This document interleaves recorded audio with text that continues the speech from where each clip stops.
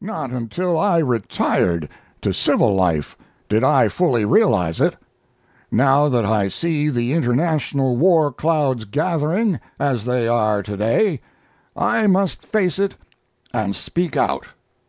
Again they are choosing sides.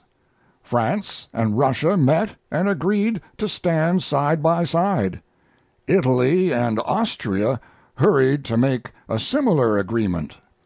Poland and Germany cast sheep eyes at each other, forgetting for the nonce, one unique occasion, their dispute over the Polish corridor. The assassination of King Alexander of Yugoslavia complicated matters. Jugoslavia and Hungary, long bitter enemies, were almost at each other's throats. Italy was ready to jump in, but France was waiting.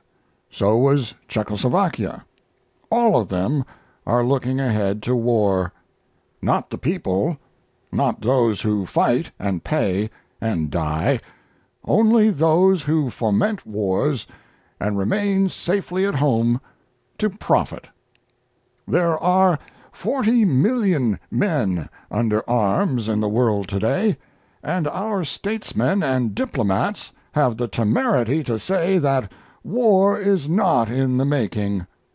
Hell's bells! Are these 40 million men being trained to be dancers? Not in Italy, to be sure. Premier Mussolini knows what they are being trained for. He at least is frank enough to speak out. Only the other day Il Duce, in International Conciliation, the publication of the Carnegie Endowment for International Peace, said, "And above all fascism, the more it considers and observes the future and the development of humanity quite apart from political considerations of the moment, believes neither in the possibility nor the utility of perpetual peace. War alone brings up to its highest tension all human energy, and puts the stamp of nobility upon the people who have the courage to meet it." Undoubtedly Mussolini means exactly what he says. His well-trained army, his great fleet of planes, and even his navy are ready for war, anxious for it apparently. His recent stand at the side of Hungary in the latter's dispute with Jugoslavia showed that, and the hurried mobilization of his troops on the Austrian border after the assassination of Dollfuss showed it, too. There are others in Europe, too, whose saber-rattling presages war, sooner or later. Herr Hitler, with his rearming Germany and his constant demands for more and more arms, is an equal, if not greater, menace to peace. France only recently increased the term of military service for its youth from a year to 18 months. Yes, all over, nations are camping in their arms. The mad dogs of Europe are on the loose. In the Orient the maneuvering is more adroit. Back in 1904, when Russia and Japan fought, we kicked out our old friends the Russians and backed Japan.